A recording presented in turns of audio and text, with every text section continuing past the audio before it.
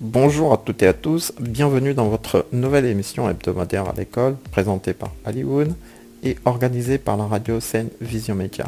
Dans notre émission d'aujourd'hui, nous allons parler de la poursuite des études à l'étranger, en l'occurrence en France, et nous parlerons en particulier du rendez-vous à l'ambassade. Dans notre deuxième rubrique d'aujourd'hui, nous aurons la voix de l'entrepreneur. Nous présenterons une structure évoluant dans le secteur de l'aviculture. La structure est dénommée Gavika et elle se situe dans la région de Thiès. Notre dernière rubrique d'aujourd'hui sera Speak English, donc je parle anglais. Rubrique dans laquelle nous vous présenterons un exercice qui, nous l'espérons, vous permettra d'améliorer votre niveau en anglais. Restez avec nous jusqu'à la fin de cette émission, nous vous présenterons les modalités d'un jeu concours qui vous permettra de gagner un jeu FIFA 2021. Vous êtes bien sur votre radio Scène Vision Média et c'est votre émission à l'école. Vous écoutez Scène Vision Média au Sénégal et partout dans le monde. Après nos précédentes émissions sur le bac, nous avons décidé de commencer une nouvelle série d'émissions destinées à l'accompagnement des étudiants souhaitant continuer leurs études à l'étranger. Nous avons choisi comme destination la France, le pays qui reçoit le plus d'étudiants sénégalais et celui que nous connaissons le mieux. Notre premier épisode va porter sur la première partie du voyage, à savoir le rendez-vous à l'ambassade. Bienvenue à l'école, Monsieur Mbao. Que proposez-vous comme accompagnement pour les étudiants souhaitant continuer leurs études à l'étranger? Bonjour mon cher Alun, merci tout d'abord pour l'invitation et le choix porté sur ma personne. Je me présente, je m'appelle Malain Ndao, je suis ancien président de l'association des étudiants sénégalais d'Aix-Marseille. Je suis rentré à Dakar depuis 2 ans, aujourd'hui ça va faire 2 ans que je suis rentré jour pour jour. Alors, je propose pas, j'accompagne en fait, j'aide les étudiants qui sont dans les procédures. Mon statut d'ancien président d'association me rattrape toujours. Je suis toujours sollicité pour des cas comme ça. Au moment de la préparation du rendez-vous pour la demande de visa, il y a 2 éléments qui sont particulièrement importants, à savoir la prise en charge financière et la domiciliation. Oui, mon cher Ali, comme tu l'as si bien dit, les 2 documents les plus importants au moment de la demande de visa sont effectivement l'attestation d'hébergement et la prise en charge financière. Alors pour l'attestation d'hébergement, le premier conseil que j'ai à donner aux étudiants, c'est tout d'abord depuis le début de la campagne. Au moment de faire la demande de préinscription, c'est conseillé aux étudiants de postuler dans des villes où ils ont des connaissances, c'est-à-dire ils ont de la famille qui habite dans ces villes, où ils ont des amis qui y habitent, où ils ont des anciens camarades de classe qui y habitent. Ça leur permettra, une fois la préinscription obtenue dans ces villes, de ne pas être confronté à ce problème d'attestation d'hébergement. Parce que souvent, c'est très compliqué pour un étudiant qui est au Sénégal de pouvoir signer un contrat de bail à Paris, on va dire. Donc, comme tu le sais, pour signer un contrat de bail à Paris, il faut au préalable faire des visites, donner une caution, tout ça. Alors que l'étudiant au Sénégal, déjà, il ne connaît même pas Paris, il ne connaît même pas les arrondissements. Donc, c'est tout à fait compliqué pour lui de pouvoir signer un contrat. Aussi, il peut arriver que des étudiants postulent dans des villes où ils ne connaissent personne. Des villes où il n'y a pas une forte représentation des Sénégalais, en fait. Donc, ce qui fait, une fois qu'ils obtiennent la préinscription dans ces villes, ils ont tous les problèmes du monde pour pouvoir ne serait-ce qu'avoir un contact là-bas. Ce qui fait qu'après, ils se retrouvent à faire des réservations d'hôtels, des trucs comme ça. Et souvent, c'est des choses qui ne marchent pas. Conseil numéro 1 que j'ai à donner, c'est avant de postuler, soyez sûr que ces villes-là, vous avez des contacts. Vous avez soit un parent, un tonton qui y habite, un ami qui y habite. Ça vous facilitera la tâche une fois la préinscription obtenue. Je conseille aussi aux étudiants aussi d'essayer de se rapprocher des associations d'étudiants sénégalais. Ils pourront leur être d'une grande utilité. Dans la mesure où moi je me rappelle quand j'étais président d'Asso, tous les gens qui nous contactaient depuis le Sénégal, qui devaient venir sur Marseille et qui avaient besoin d'une attestation d'hébergement, il suffisait qu'ils nous envoient la préinscription, leur passeport et la date de leur rendez-vous. Et nous, de notre côté, on faisait tout pour leur trouver l'attestation d'hébergement. Donc on savait que c'était très difficile pour quelqu'un qui est au Sénégal de pouvoir trouver une attestation d'hébergement ou un logement dans une ville comme Marseille, Paris, Bordeaux, tout ça, c'était très compliqué. Pour finir, sur le volet logement, je leur conseillerais aussi de faire leur dossier CROUS et de faire leur demande de logement à temps. Voilà, parce qu'il y a des délais qu'il faut respecter. Et au-delà des dates, c'est un peu compliqué. Je pense, monsieur Ndao, que c'est très clair pour la partie hébergement.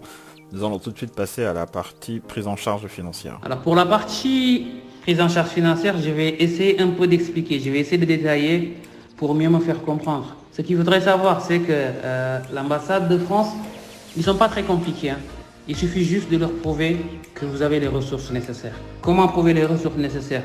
On peut partir sur, voilà, je vais essayer de donner 3 exemples. Vous avez le choix. Si vous avez un garant financier qui habite au Sénégal, donc c'est-à-dire que vos fonds, ils proviennent du Sénégal. C'est-à-dire que c'est le papa qui est ici, la maman, le tonton, qui prend engagement de vous prendre en charge. Donc ce dernier, ce qu'il doit faire, c'est qu'il doit bloquer de l'argent à la banque. C'est ce qu'on appelle un AVI. AVI, c'est avis de virement irrévocable. C'est-à-dire que ce dernier, il doit bloquer à la banque l'équivalent de 4 840. C'est 615 euros x 12. Quand tu calcules en francs CFA, ça donne 4 840. Et à partir de ce moment, la banque va lui délivrer une attestation. Et c'est avec cette attestation qu'il faut se présenter à l'ambassade. Ça, c'est la partie prise en charge financière d'un garant qui habite au Sénégal. Au cas contraire, si votre garant il habite en France ou dans l'Union européenne, qu'il soit en Espagne, Italie, Allemagne, tout ça, il faudrait que cette personne, déjà qui travaille, qu'il ait des bulletins de salaire, un avis d'imposition, qu'il ait un titre de séjour ou qu'il ait la nationalité, il aura la pièce d'identité. Voilà, ce dernier, il devra vous fournir ses 3 derniers bulletins de salaire, son avis d'imposition, sa pièce d'identité et une lettre manuscrite sur laquelle il sous-signe qu'il vous prend en charge pour toute l'année scolaire et qu'il vous versera l'équivalent de 615 euros par mois. Après là, il faudrait vraiment faire très attention, très attention. Beaucoup d'étudiants présentent des garants qui ne sont pas solvables. Alors je vais vous expliquer un peu sur la solvabilité. Je vous donne un exemple terre à terre. Quelqu'un qui habite en France, qui est au SMIC, on va dire qu'il gagne 1400 euros, 1300 euros, on va dire, qui dit qu'il vous prend en charge pour 615 euros, c'est pas possible. L'ambassade, vous aurez un refus de visa, c'est sûr et certain. Parce que quelqu'un, il ne peut pas gagner 1400 euros et dire qu'il va vous prendre en charge pour 615 euros par mois. Donc vous enlevez sur 1400 euros, vous enlevez 615 euros, lui, il va rien lui rester. Donc c'est pas possible. Personne qui vous prend en charge pour 615 euros, il faudrait que quand il enlève les 615 euros de son salaire, qu'il vous reste au moins de quoi survivre. On va dire qu'il vous reste 1200 euros. Donc c'est plus conseillé, c'est pourquoi c'est conseillé que votre garant qui gagne minimum 1800 euros, 1845 et qu'il n'ait pas beaucoup d'enfants à sa charge. Ça aussi c'est à prendre en compte. Après j'ai vu que cette année, ils ont un peu facilité les choses. C'est-à-dire que si vous, en tant qu'étudiant, vous justifiez que vous avez un hébergeur gratuit, c'est-à-dire que vous avez un hébergement à titre gratuit pour toute l'année scolaire, vous n'êtes pas obligé d'avoir 615 euros par mois. Donc l'hébergement, il va être compté pour la moitié, donc vous aurez juste à fournir un garant qui vous prendra en charge pour 307,5 euros. Donc ce qui fait, avec l'hébergement gratuit, le dossier il peut passer. Donc un garant qui gagne 1500 euros, qui est célibataire, qui dit qu'il vous prend en charge pour 307,5. Et derrière, si vous avez une attestation d'hébergement gratuit pour toute l'année scolaire, puis votre dossier, il peut passer. Voilà, après, il peut arriver aussi qu'il y en a qui ont des garants qui n'ont pas de bulletin de salaire, qui sont dans le secteur libéral. Supposons vous avez un garant qui est en France, mais qui est avocat, qui est notaire, je sais pas moi, qui est expert comptable, des trucs de ce genre-là. Donc pour ces gens-là, ils doivent vous fournir leur relevé bancaire, ils doivent justifier leur activité. Et à côté, ils doivent écrire une attestation de prise en charge avec leur avis d'imposition. Ça peut passer aussi. Après, pour ceux qui ont des garants qui sont en Italie, en Espagne, en Allemagne, tout ça, il faudrait traduire les documents qu'ils vous donnent. J'ai suivi cette année-là un webinaire qui a été organisé par Campus France et l'ambassade de France, où il y avait le directeur du service de gestion des visas. Il disait que à l'ambassade, il parle français, il parle anglais. Mais après, si vous avez des documents qui sont en espagnol, en italien, en arabe, en allemand. Allez, on va maintenant penser au rendez-vous sur place à l'ambassade. Pour toi, dans quel état d'esprit est-ce qu'il faut y aller et à quel type de questions est-ce qu'on peut s'attendre? Alors, oui mon cher, pour répondre à cette question, le rendez-vous physique à l'ambassade, il n'est pas compliqué. Déjà, il faut comprendre que ça va faire plus de 5 ans que les étudiants, ils déposent plus à l'ambassade. Ils déposent via VSF. VSF, c'est une entreprise privée qui travaille avec l'ambassade de France. C'est-à-dire que les étudiants, que ce soit étudiants pour toutes les demandes de visa, ils doivent se présenter à VSF. Alors VSF, ils collectent les demandes, c'est-à-dire que c'est à VSF que tu vas déposer tout ton dossier et VSF se chargera d'envoyer ton dossier à l'ambassade. Une fois le traitement de ton dossier fini, l'ambassade de son côté va encore envoyer le dossier à VSF et VSF vous contactera pour vous dire de venir pour la collecte de votre passeport. Le rendez-vous à VSF, c'est un rendez-vous normal. Ils ont même pas le droit de vous poser des questions.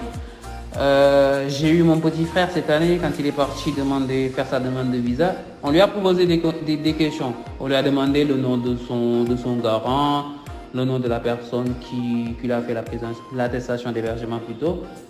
Bon, après voilà, il savait, il a répondu. Donc pour les gens qui doivent partir faire leur demande de visa, qu'ils soient tranquilles, qu'ils soient zen. Ils sont pas là pour vous mettre les bâtons sous les roues. Ils sont juste là pour prendre vos documents et après aller transmettre à l'ambassade. Parfait Marley, c'est vraiment très clair. Je te remercie. Est-ce que je pourrais avoir juste ton avis par rapport au fait d'acheter des justificatifs, que ce soit pour la domiciliation ou la prise en charge financière? C'est une question un peu délicate parce que déjà, il y a une recrudescence des agences au Sénégal. Et tout le monde ouvre son agence de gauche à droite parce qu'ils ont vu que c'était un milieu où il y avait vraiment de l'argent à se faire, où il y a beaucoup d'étudiants qui connaissent pas trop ce qui se passe. Donc, il y a beaucoup de gens, des gens qui sont jamais partis en France, qui n'ont jamais eu de passeport. Et c'est des vendeurs de rêves, ils vendent des rêves aux étudiants. Voilà. Moi je suis pas contre l'idée de faire payer les étudiants une attestation d'hébergement, une attestation présidentielle finaire ou de les accompagner à l'obtention de ces documents-là. Mais quand même, faut vraiment être sûr de ce que vous faites parce que déjà c'est interdit par Campus France. En plus, ils préconisent aux étudiants de ne pas acheter des documents parce que ils se sont rendus compte que beaucoup des documents que les agences leur fournissent, ce sont des faux documents ou que les agences prennent des documents et les vendent à la fois à plusieurs étudiants. Ces mêmes étudiants, ils vont tous déposer à quelques jours d'intervalle, leur demande de visa à l'ambassade et l'ambassade se rend compte que tous ils ont eu le même document et derrière ils leur collent tous le même motif. Voilà, donc tous ils vont avoir un refus de visa. La plupart du temps, c'est la première personne qui dépose, qui a la chance de déposer. Mais sinon, tout le reste qui vient après, ils auront des refus de visa. Donc le plus important, moi, ce que je préconise, c'est d'essayer quand même d'avoir le document par vous-même. Si vous arrivez à l'avoir, c'est mieux. Si vous avez de la famille, c'est parce que après un voyage, ça se prépare. C'est pas qu'il faut se lever un jour et dire que je vais aller en France. C'est un projet qu'il faut préparer, qu'il faut mûrir. Il faut économiser, il faut parler avec la famille, faut épargner pour ça. Comme ça, une fois la prescription obtenue, vous n'aurez pas trop de problèmes pour tout ce qui touche la partie financière et tout ce qui touche le côté hébergement. Allez, est-ce que tu pourrais maintenant nous parler de la procédure de recours? Est-ce que pour toi c'est quelque chose d'utile et qu'il faut faire dans tous les cas? Alors, pour le recours, comment ça marche les recours? La procédure de recours, elle est un peu compliquée par contre, parce que ce qu'il faut savoir, c'est que l'ambassade, en cas de refus de visa, il vous colle des motifs. Les motifs, ils sont un peu ambigus par contre. Ça, franchement, il faudrait qu'ils fassent quelque chose. Ils sont un peu ambigus dans la mesure où ils collent aux étudiants des motifs 2, 3, 4, 5, avec une petite explication. Bon, d'après l'expérience, les motifs 4, c'est la VISCAC. La VISCAC, c'est ton projet en globalité en fait. Souvent, les étudiants, c'est soit ils ont raté l'entretien avec Campus France, ou ou le choix des formations qui, supposons, je vous donne un exemple terre à terre, un étudiant qui a un bac L, qui postule pour aller faire, je sais pas moi, qui allait faire un truc de sciences, parfois c'est très difficile d'expliquer ça.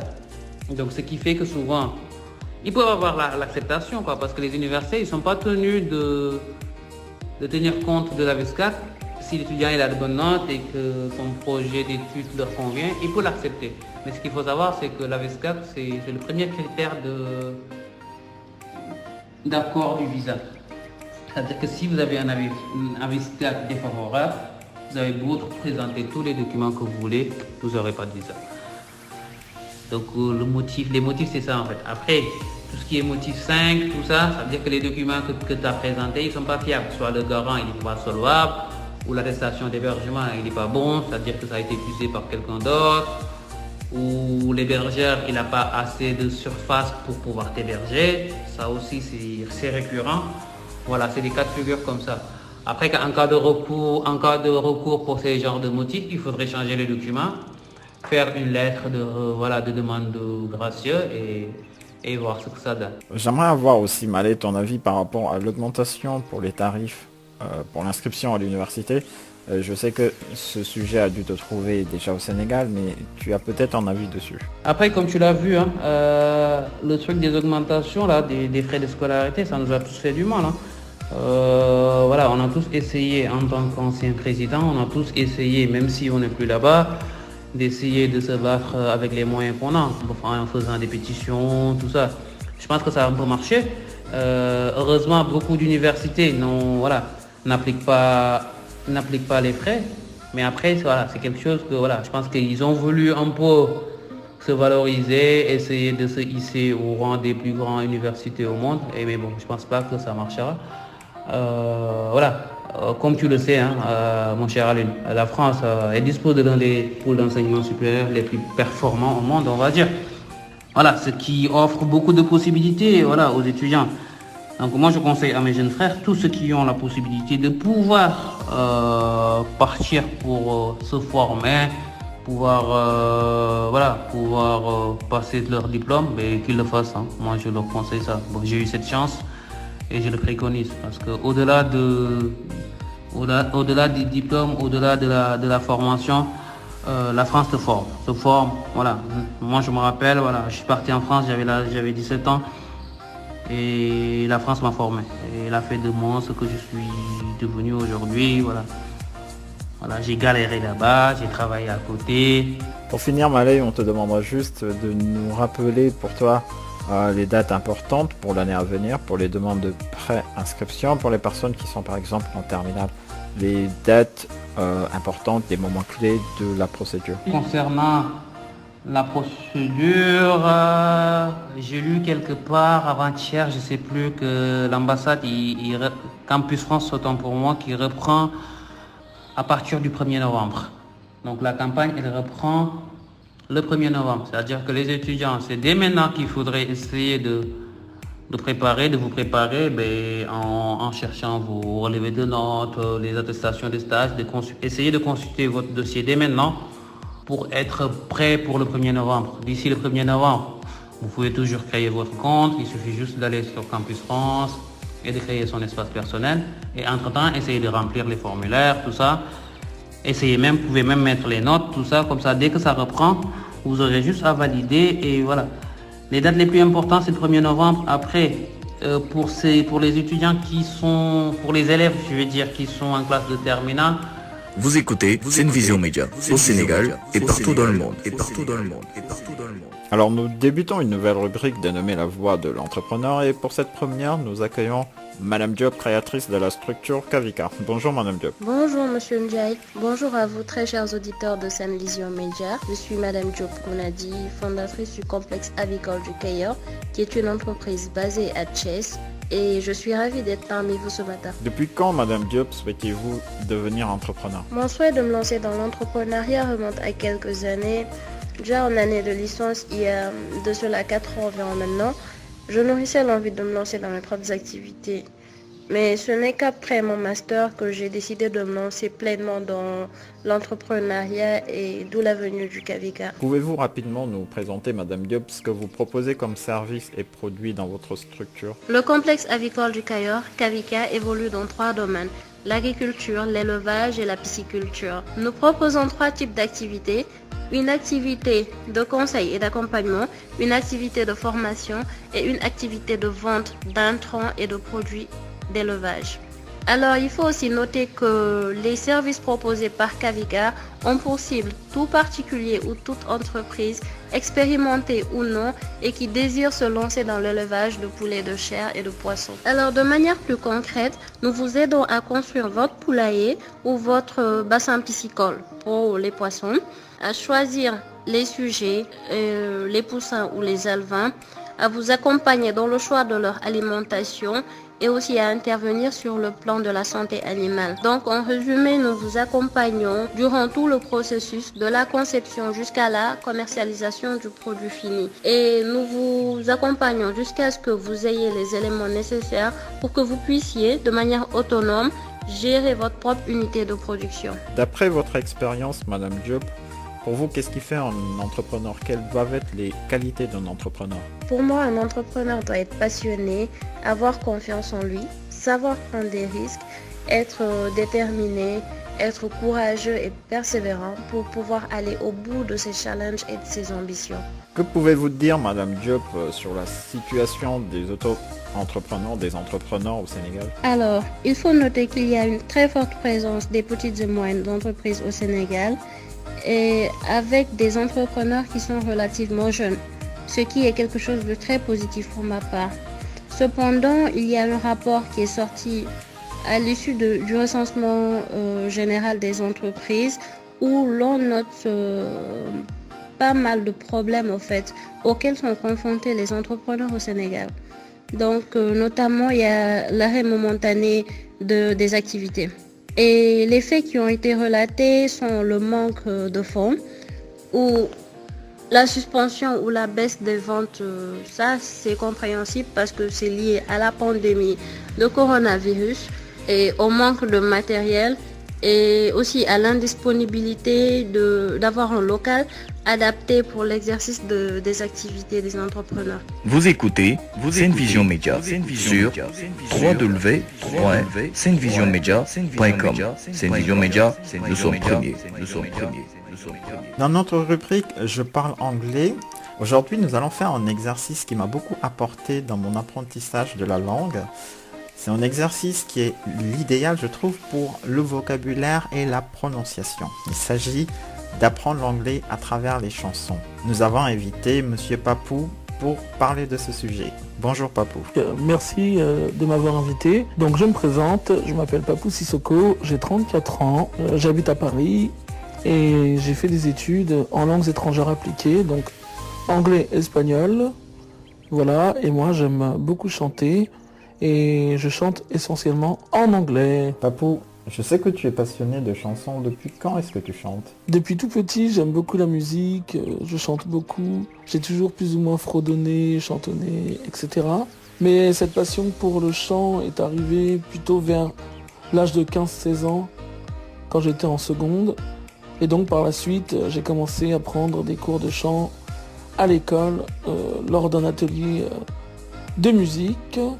Et actuellement, j'aime bien aller chanter de temps en temps dans un endroit que j'aime beaucoup, donc c'est un karaoké, donc ça s'appelle le New York Café, donc voilà. Super Papou.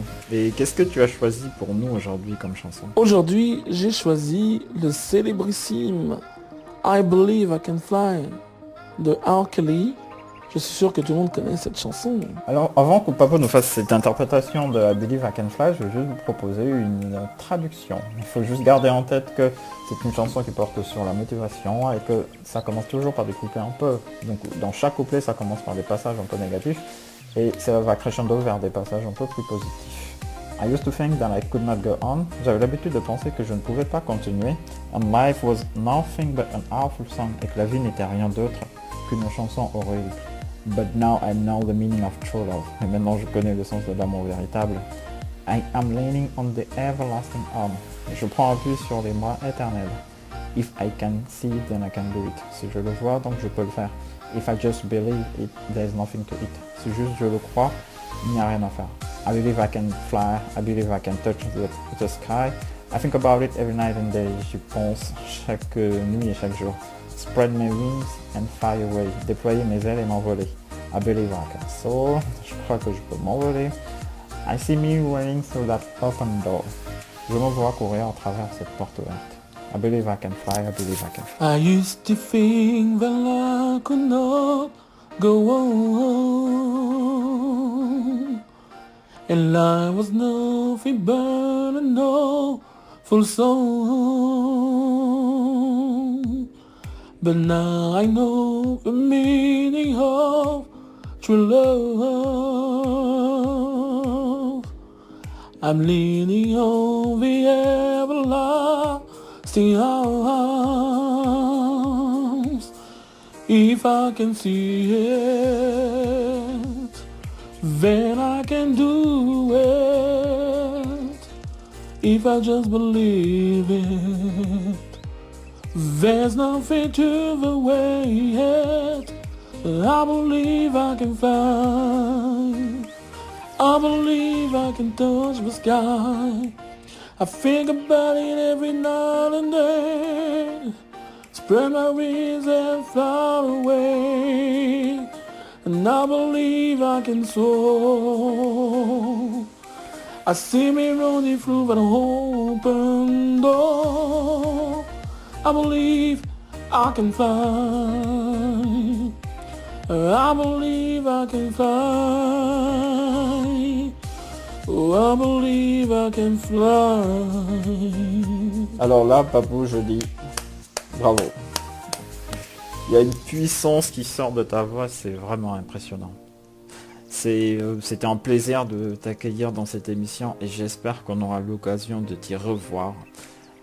Juste pour finir, qu'est-ce que tu pourrais donner comme conseil à nos auditeurs? Donc déjà, je souhaitais remercier Alimoun de m'avoir invité dans cette émission. J'ai pris beaucoup de plaisir, c'était vraiment très sympa. Donc quelques conseils que je pourrais donner aux auditeurs qui souhaiteraient se lancer dans la chanson, enfin chanter, embrasser cette voix. Déjà, quand on chante une chanson en anglais, il faut bien s'imprégner du texte. Donc je vous invite à télécharger le texte, à bien le lire, à bien comprendre le sens et surtout à interpréter. Ne pas essayer non plus de copier sur le chanteur, de calquer. Donc un second conseil que je peux vous donner également, c'est de vraiment vous approprier la chanson et surtout de ne pas vous entraîner sur la voix du chanteur. C'est-à-dire que pour travailler une chanson, il vaut mieux trouver l'instrumental, le karaoké sur YouTube et vous vous entraînez dessus. Et ensuite, vous pouvez aussi vous entraîner en allant par exemple dans des soirées où on peut chanter, des scènes ouvertes, des karaokés. Donc voilà le conseil que je peux vous donner. En tout cas, merci, c'était un grand plaisir. À bientôt. Vous écoutez Senvision Media sur www.senvisionmedia.com. Senvision Media, nous sommes premiers. Nous arrivons déjà à la fin de cette émission et comme promis, nous vous faisons gagner un jeu FIFA 2021 sur PlayStation. Pour participer au jeu, c'est très simple. Likez la vidéo sur YouTube, rajoutez un commentaire et le commentaire qui aura obtenu le plus de likes verra décerner le jeu. Vous pouvez participer au jeu jusqu'au 23 octobre prochain et le gagnant sera annoncé lors de notre émission hebdomadaire du 24 octobre.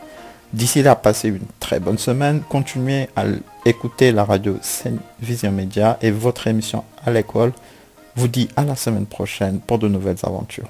Au revoir.